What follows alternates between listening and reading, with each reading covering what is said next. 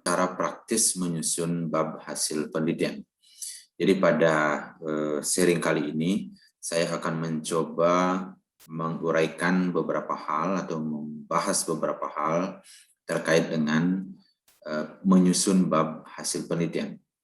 Jadi secara praktis saya akan mencoba membahas satu-satu, yaitu yang pertama tentang komponen dari bab hasil penelitian, kemudian yang kedua memilih jenis penyajian hasil analisis, kemudian yang ketiga memulai menulis bab hasil penelitian, dan yang keempat saya akan memberikan beberapa contoh penulisan teks, kemudian tabel, serta bagaimana membuat atau menyajikan hasil analisis ke dalam bentuk diagram atau grafik.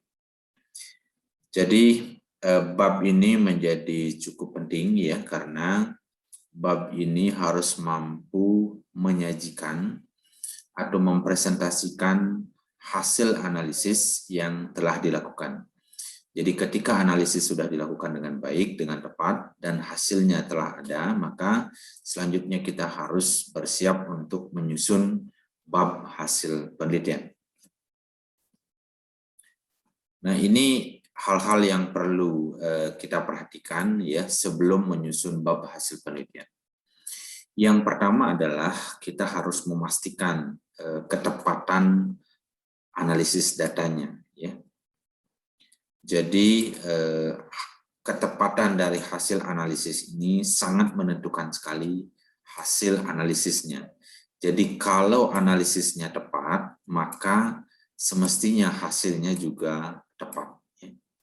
Nah, sehingga penting memastikan Bapak Ibu, rekan-rekan maupun mahasiswa harus memastikan bahwa analisis yang dilakukan itu adalah sudah tepat. Ya.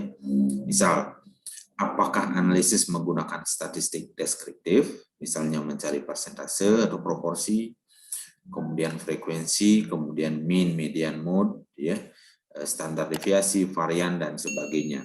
Itu semua adalah statistik deskriptif. Nah, kemudian hasilnya adalah berupa hasil dari analisis statistik deskriptif. Ya. Kalau kita menganalisis proporsi atau persentase, maka akan keluarlah proporsi atau persentase dan sebagainya. Atau mungkin menggunakan statistik inferensial. Nah, sehingga hasilnya pun semestinya hasil statistik inferensial, apakah berupa parametric test atau non-parametric test. Kemudian di parametric test, apakah misalnya menggunakan UGR, UGT, dan sebagainya, atau menggunakan non-parametrik misalnya menggunakan chi-square test, atau Spearman, atau uji statistik non-parametrik lainnya. Ya. Jadi itu sangat penting. Ya. Nah, kemudian kalau kita melakukan analisis dan sudah ada hasil, yang pertama biasanya kita mulai dari karakteristik umum responden. Biasanya ini berupa data frekuensi dan persentase. Ya. Nah, jadi ada frekuensinya, ada berapa misalnya laki-laki, kemudian berapa persen laki-laki, berapa persen perempuan. Jadi kita mulai dari karakteristik umum, ya, baik itu jenis kelamin, umur, dan sebagainya. Lalu kita akan lanjut ke variabel utamanya. Ya. Variabel utama yang diteliti, apakah itu variabel dependen maupun variabel independen. Nah, selanjutnya perhatikan judul penelitiannya. Ya. Apa judul penelitian kita? Ya, misalnya kita melakukan penelitian deskriptif. Contoh, tingkat pengetahuan masyarakat dalam penerapan protokol kesehatan, atau tingkat pengetahuan masyarakat tentang COVID-19, atau tingkat pengetahuan penderita TB misalnya tentang tanda gejala dan sebagainya, ya.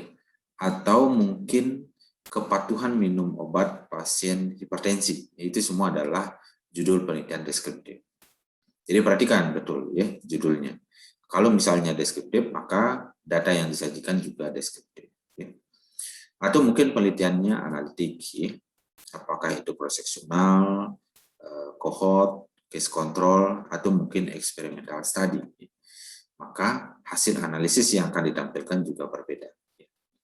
Kemudian pahami tujuan penelitiannya. Tujuannya apa? Jadi tadi kita perhatikan judul penelitiannya, kemudian kita perhatikan berikutnya tentang tujuan penelitiannya. Terutama di tujuan khusus. Misalnya tujuan khusus yang pertama, mengidentifikasi karakteristik umum responden. Kemudian yang kedua misalnya untuk mengidentifikasi kepatuhan minum obat dan seterusnya. Maka hasil analisis yang disajikan di bab hasil penelitian juga merujuk pada tujuan. Kemudian perhatikan variabel penelitiannya, mana variabel dependen, mana dependen. Pada umumnya kita akan menampilkan variabel dependen dulu, kemudian dilanjutkan dengan variabel independen. Ini independen. Jadi variabel dependen dan independen. Selanjutnya jumlah variabelnya. Berapa variabel dependen, kemudian berapa variabel independen. Kemudian buat rencana penyajiannya nanti dengan cara apa. Apakah penyajian hasil itu akan menggunakan teks, paragraf, narasi, atau menggunakan tabel, atau penyajian hasil analisisnya menggunakan diagram atau grafik. Jadi harus direncanakan dulu Nanti hasil analisisnya disajikan di bab hasil itu dengan menggunakan teks, tabel, ataukah menggunakan diagram. Kemudian lihat kembali hipotesisnya. Kalau penelitiannya analitik, maka dia akan ada hipotesis. Nah, apakah hipotesisnya ini H0-nya misalnya diterima atau ditolak? Itu bisa dilihat dari hasil uji hipotesis atau hasil uji statistik. Selanjutnya yang perlu diperhatikan adalah komponen Komponen bab hasil penelitian. Apa saja isinya Nah, yang pertama yang perlu diperhatikan adalah judul babnya adalah hasil penelitian. Misalnya bab 5 misalnya Bab 5 hasil penelitian. Kemudian setelah judul bab, kita beranjak ke paragraf awal. Ini biasanya sebagai pengantar di paragraf bab hasil penelitian sebelum masuk ke subbab.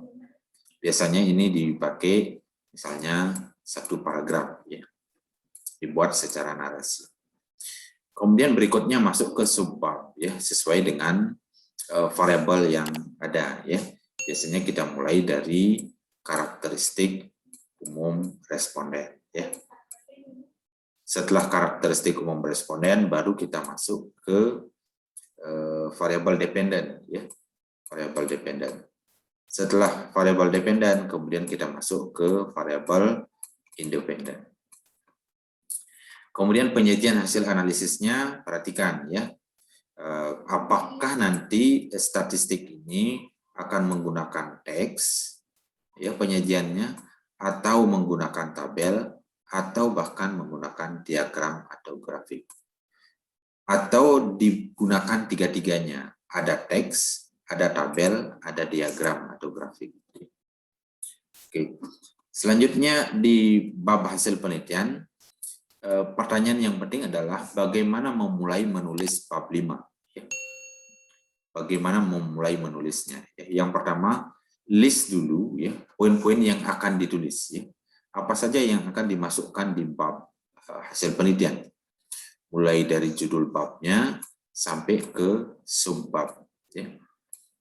Nah, berikutnya mulai dengan karakteristik umum responden, kemudian variabel dependen, lalu dilanjutkan ke variabel independen.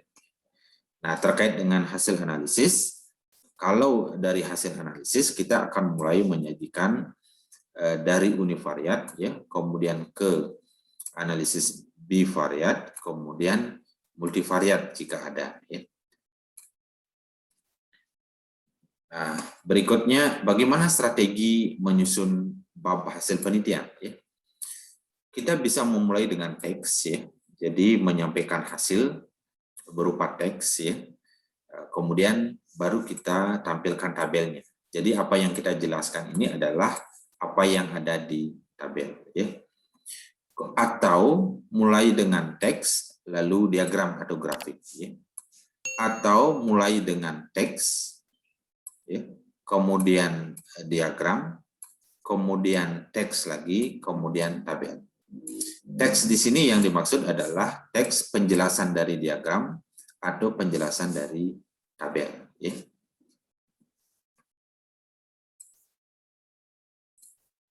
Nah, ini adalah contoh penulisan teks di awal bab hasil penelitian, ya. Nah, jadi ada bab 5, misalnya bab 5, ya. Ada yang menulis bab 4, ada yang menulis bab 5, ya. Tergantung dari panduan penulisan masing-masing institusi, ya. Misalnya bab 5 itu tentang hasil penelitian.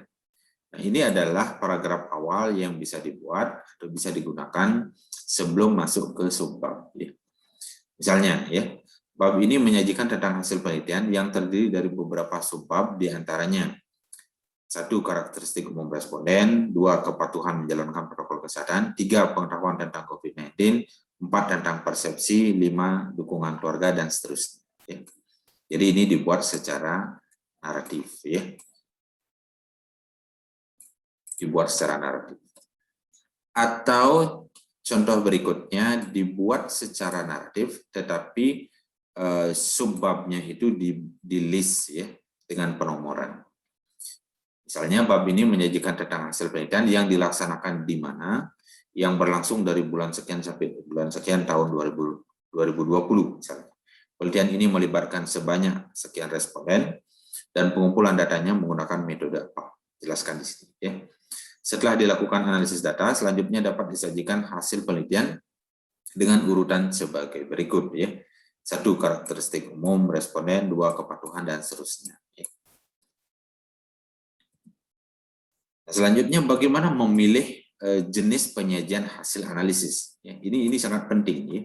Misalnya, ya, karakteristik umum responden. Kita akan menggunakan teks atau menggunakan tabel atau menggunakan diagram atau kombinasi, ya. Ini menjadi penting, ya. Kemudian kepatuhannya menggunakan tabel, teks, dan sebagainya, ya. Kita lihat ini adalah salah satu contoh kita membuat plan, ya, membuat rencana planningnya dulu, ya, bagaimana memilih jenis penyajian hasil analisis dari tiap variabel penelitian kita. Misalnya karakteristik umum responden. Misalnya saya akan menggunakan tabel, ya. Saya cukup menggunakan satu tabel untuk semua karakteristik umum responden. Jadi ada umur, ada jenis kelamin, dan seterusnya itu dalam satu tabel. Kemudian kepatuhan protokol kesehatan, saya akan menggunakan misalnya, kalau patuh dan tidak patuh, pilihannya 2, dan dia berupa proporsi, maka saya akan menggunakan pie chart, ya, atau diagram lingkaran. Tetapi kalau misalnya saya ingin membandingkan kepatuhan protokol kesehatan, patuh dan tidak patuh, kemudian membandingkan di kota dan di desa, atau desa A, B, C, dan seterusnya, maka saya akan memilih bar chart, diagram batang, ya. Kemudian pengetahuan misalnya. Misalnya saya memilih dalam bentuk tabel, persepsi juga dalam bentuk tabel, kemudian hubungan pengetahuan dan kepatuhan saya menggunakan tabel silang. Atau pengetahuan dengan kepatuhan kita coba analisis, apakah ada hubungan antara pengetahuan dengan kepatuhan misalnya. Saya akan menampilkan tabel silang. Kemudian, nah ini adalah salah satu contoh, ya, bagaimana karakteristik umum responden itu ditampilkan dalam tabel, ya. Jadi ini karakteristik umum responden. Ingat, tampilkan N-nya berapa, ya. N itu adalah total sampelnya berapa. Nah, kemudian ini karakteristiknya, kemudian ini N atau F, ya. Jadi ada yang menulis N, ada yang menulis F, ya. Sama saja, ya. Kita juga bisa menggunakan F, kemudian dalam kurung persen. Atau cara lain kita bisa menggunakan frekuensi, ya, diketik frekuensinya, kemudian kita ketik persen, di sebelahnya ada row tentang persen, ya. Jadi banyak cara, ya, bisa dengan N dalam kurung persen, atau F dalam kurung persen, atau bisa juga menggunakan frekuensi kemudian persen di sebelah. Ya, sama saja ya. Contoh ini misalnya umur, ya, umur dalam tahun kurang dari 20 tahun, 20 sampai 29, dan ini sangat tergantung dari data yang kita punya. Ya, kita bisa bagi menjadi 3, bagi jadi 4 interval dan seterusnya. Ya.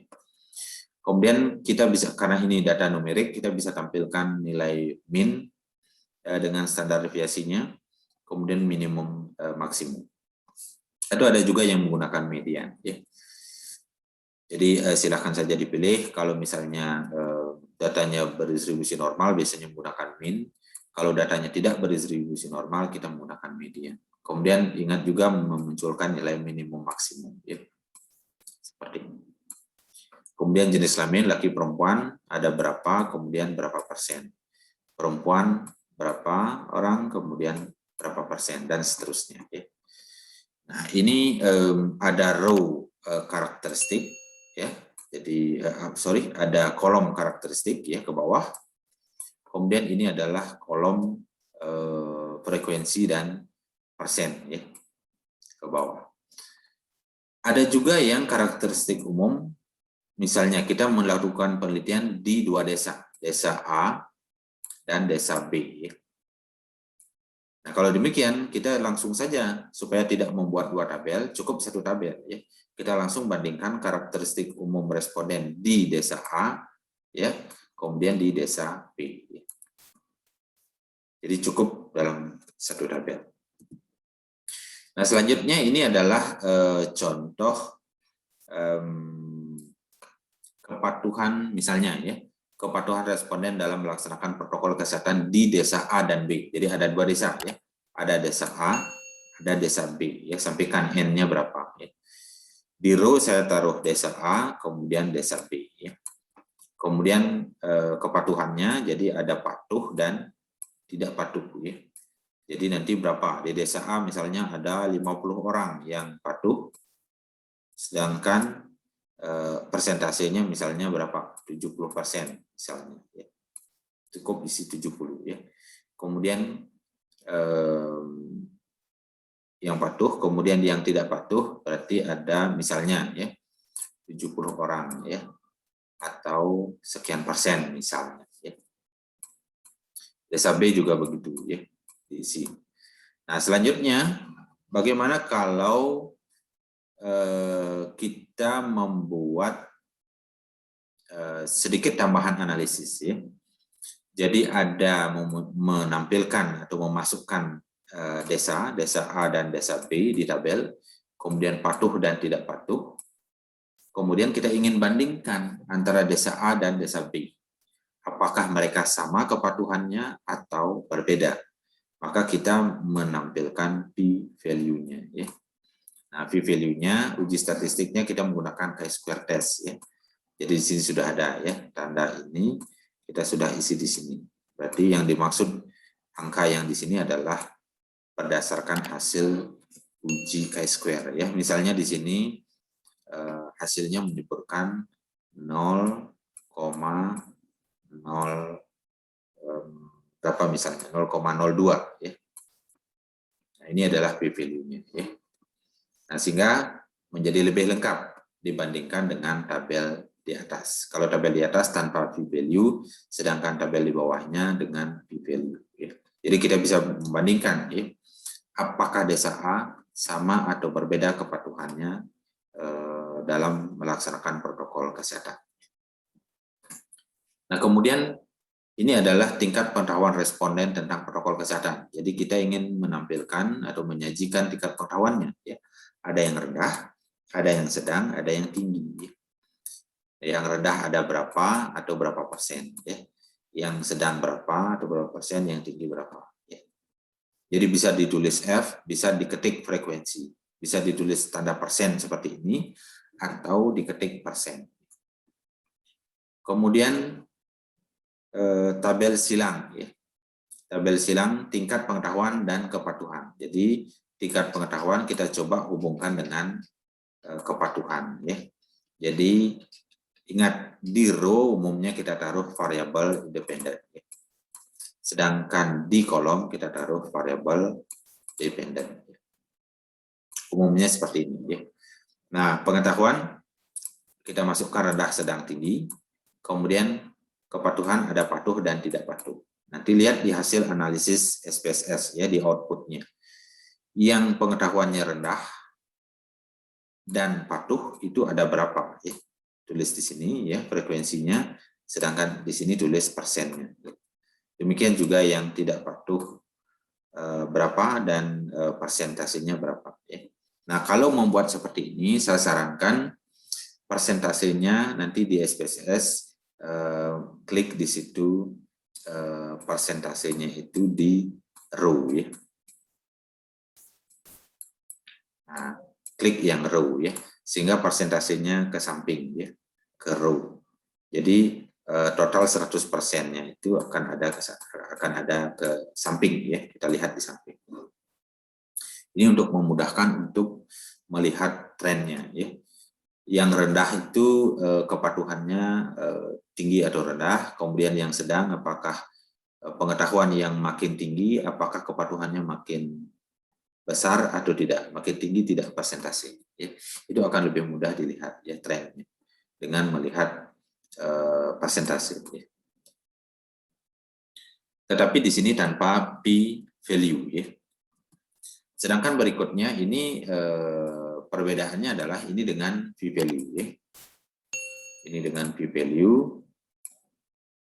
Nah, ini adalah tabel silang tingkat pengetahuan dan kepatuhan responden. Sama seperti tabel sebelumnya ya. Cuman kelebihannya di sini ada p-value-nya ya.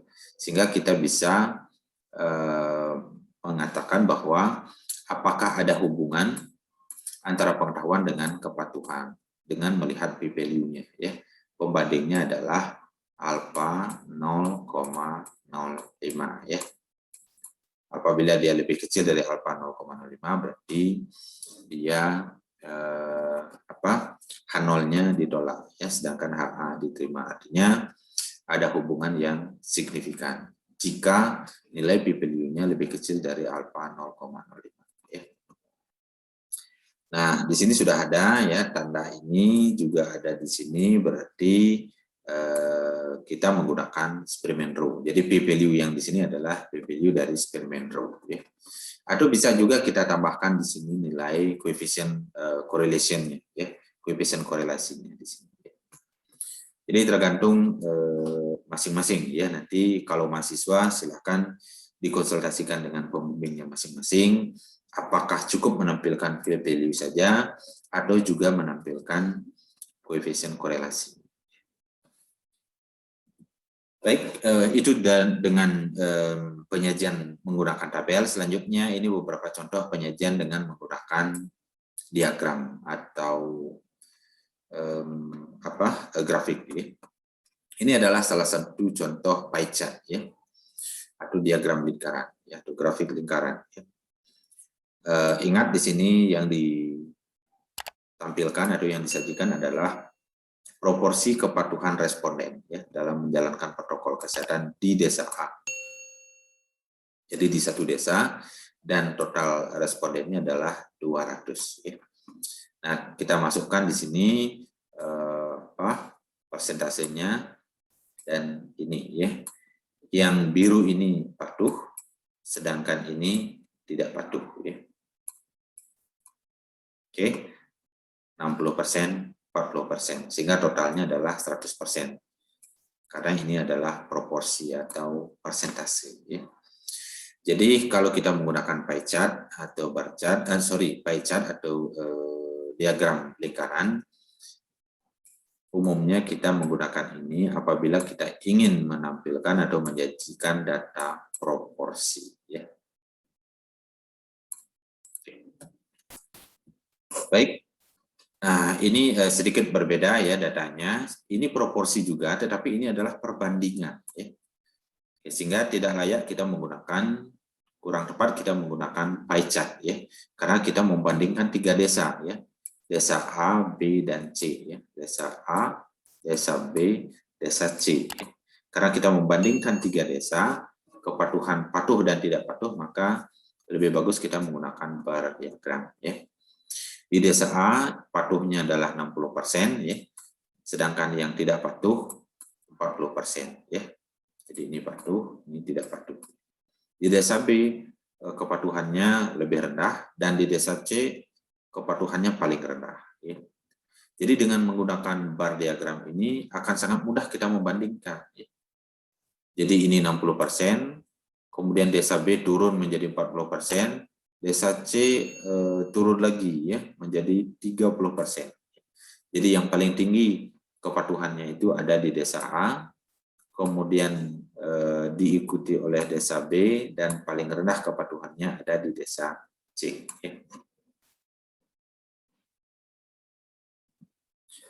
Oke, ini adalah hal penting untuk diperhatikan dalam penulisan bab hasil penelitian. Ya. Sangat penting. Ya. Pertama, memilih jenis penyajian hasil analisis. Ya.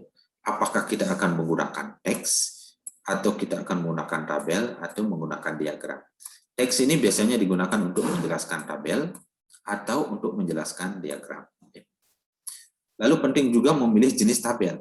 Tabel apa yang akan kita gunakan? Apakah tabel, ada tabel induk, ya, kemudian ada tabel distribusi frekuensi, ya, misalnya seperti tadi, ada tingkat pengetahuan misalnya, atau kepatuhan, ya.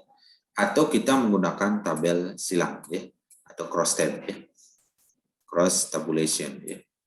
Jadi menggunakan tabel silang. Ya. Kalau kita ingin mengcrosskan dua variabel atau lebih, ya, umumnya variabel dependen dan variabel independen dan dependen. Lalu memilih jenis diagram. Kita bisa menggunakan pie chart, ya, diagram lingkaran kalau itu berupa data proporsi. Tapi kalau membandingkan satu dengan yang lain atau lebih dari dua misalnya, dua atau lebih, kita bisa menggunakan bar diagram. Atau kalau kita terkait dengan waktu misalnya, maka kita bisa menggunakan line diagram, yaitu diagram garis, ya, grafik garis, dan sebagainya. Ya.